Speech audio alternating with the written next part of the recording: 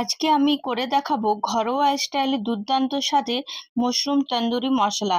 এটা আপনারা সহজে বাড়িতে বানিয়ে নিতে পারবেন, আর এটা স্মোকি ফ্লেভার কিভাবে আনবেন সেটাও আজকে আপনাদের সাথে শেয়ার করব।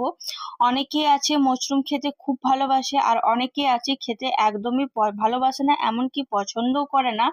তো যারা ভালোবাসে তাদের জন্য অবশ্যই বাড়িতে একবার এভাবে মাশরুম তন্দুরি মশলা করে দেখবেন, আর একবার খেলে বারবার কিন্তু খেতে মন চাইবে, আর মাশরুম দেখলেই মনে হবে যে আজকে মাশরুম তন্দুরি তৈরি করা যাক। তো চলুন শুরু করা যাক ঘরে কিভাবে রেস্টুরেন্ট স্টাইলের মাশরুম তন্দুরি করতে পারবেন। তো প্রথমে এখানে আমি কিছুটা মাশরুম নিয়েছি, আর মাশরুমটাকে ভালো করে ধুয়ে পরিষ্কার করে নেব। এইভাবে যদি ছাড়ান তো দেখবেন মাশরুমের ওপরের যে পাতলা অংশটা থাকে সেটা দেখবেন খুব সহজে কিন্তু মাশরুমের গা থেকে ছেড়ে আসবে, আর তারপর নিচের অংশটা একটু সামান্য আমরা কেটে বাদ দিয়ে দেবো। সব এক এক করে আমার ভালো করে ধুয়ে কাটা হয়ে গেছে, আর এদিকে আমি গরম জল আগেই হতে দিয়ে দিয়েছিলাম। জলটা ভালো করে ফুটে গেলে তার মধ্যে সামান্য একটু লবণ আর হলুদ গুঁড়ো অ্যাড করে তার মধ্যে মাশরুমগুলো অ্যাড করে দেব। আর ওই 1 থেকে 2 সেকেন্ডের মতন মাশরুমটাকে ভালো করে হাই ফ্লেমে ভালো করে ফুটিয়ে নেব। আমার এখানে খুব ভালো করে ফোটানো হয়ে গেছে, গ্যাসের আঁচ বন্ধ করে দিলাম, আর একটা ছাঁকনির সাহায্যে জলটাকে আলাদা করে মাশরুমটাকে আলাদা করে রেখে নেব, যাতে মাশরুমের গায়ে সামান্য একটু জল না থাকে। মাশরুমের গা থেকে হালকা চেপে যা জল ছিল সব নিংড়ে বার করে নিয়েছি, আর খুব হালকা করে কিন্তু আমাদেরকে নিংড়ে বার করতে হবে। আর এরপর ওর মধ্যে Kashmiri red chilli powder add করে দিলাম, আর 15 মিনিটের মতন ফ্রিজে রেখে দেব।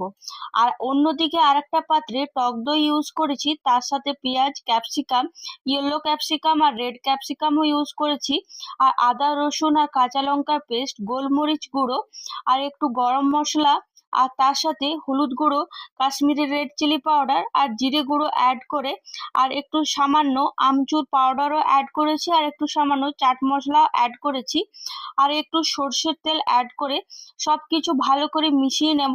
আর তারপর এদিকে আমার 15 মিনিট হয়ে গেছিল, 15 মিনিট পর আমি ফ্রিজ থেকে বার করে নিলাম। 15 মিনিট পর মাশরুমগুলো সব একসাথে অ্যাড করে এবার হাতের সাহায্যে হালকা করে সবগুলো একসাথে আমরা এখানে মিশিয়ে নেব। এই মিশ্রণটা করার পর আবার কিন্তু আমরা 15 মিনিটের জন্য ফ্রিজে কিন্তু রেখে দেব। 15 মিনিট পর আবার যেভাবে আমরা করব ঠিক সেভাবে যদি আপনারা বাড়িতে ট্রাই করেন তো দেখবেন একদম রেস্টুরেন্ট স্টাইলের মতনই কিন্তু বাড়িতে স্বাদটা কিন্তু আপনারা পাচ্ছেন।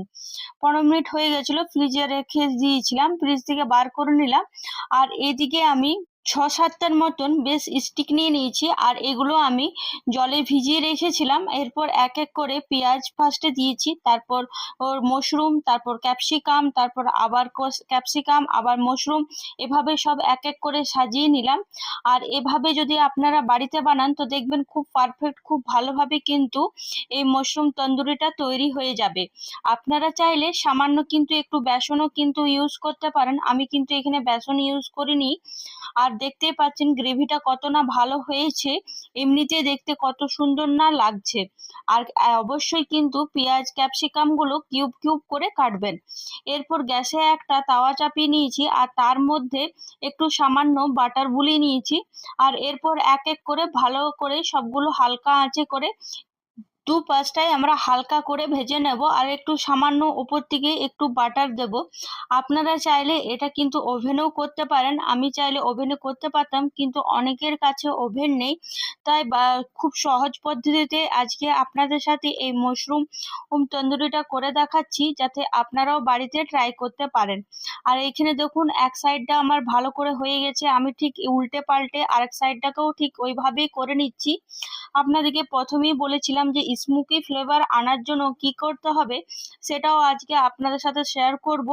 তো দেখুন এখানে দুপাশটা আমার খুব ভালো করে হয়ে গেছে। এর গ্যাসের আঁচ হাই করে একটা ছাঁকনির মধ্যে রেখে দুপাশটাকে ভালো করে আমরা নাড়াচাড়া করে এভাবেই দিয়ে নেব, তাহলে দেখবেন খুব সহজে কিন্তু রেস্টুরেন্ট স্টাইলের এর মতন স্মোকি ফ্লেভারটা আসছে।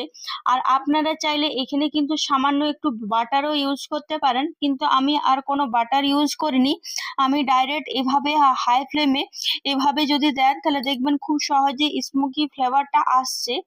আশা করি আপনাদের এই ভিডিওটা খুব ভালো লেগেছে।